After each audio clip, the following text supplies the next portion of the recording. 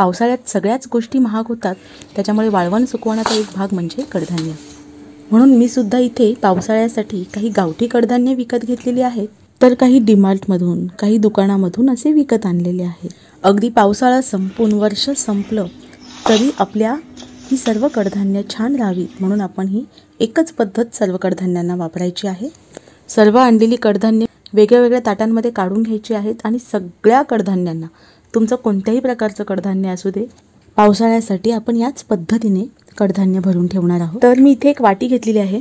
वाटीमध्ये मीठ घेणार आहे. भरपूर मीठ घ्यायचं आहे. मिठामध्ये पाणी घालून घ्यायचं आहे आपल्या कडधान्याच्या अकॉर्डिंग. आता माझी कडधान्य तर भरपूर आहेत, म्हणजे सगळ्याच प्रकारचे कडधान्य विकतचे विथ गावठी, अगदी 3-3, 2-2 किलो, 3-3 किलो असे सुद्धा गावठी कडधान्य भरलेले आहेत.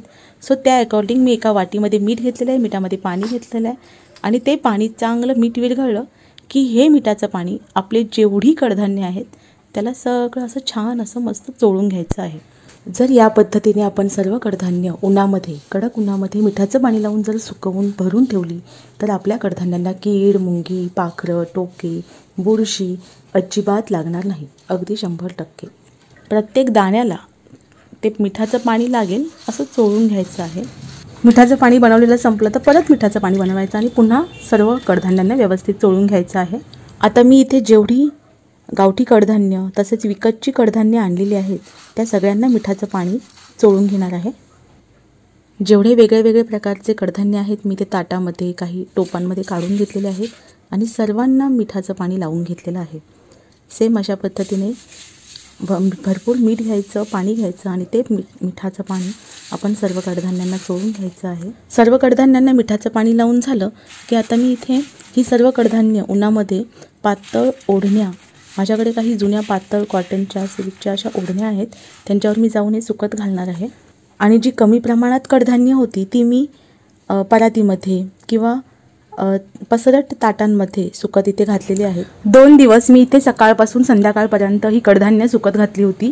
अगदी कडक उन्हात छान सुकली आहेत, तापली आहेत.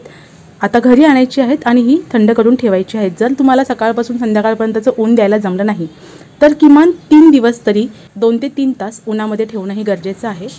उन्हातून कडधान्य घरी आणल्यावर जेव्हा ती भरून ठेवायची असतील तेव्हा ती थंड होऊन द्यायची आणि मग प्लॅस्टिकच्या पिशवीमध्ये भरून मग तुमच्या डब्यांमध्ये, बरण्यांमध्येही भरून ठेवायची आहे. अशा पद्धतीने सुकवलेली माझी काही कडधान्य अजूनही छान आहेत. जसं की ही बघा, ह्या बरणीमध्ये वाल आहेत, मटकी आहे शिल्लक काही गेल्या वर्षीची गावठी.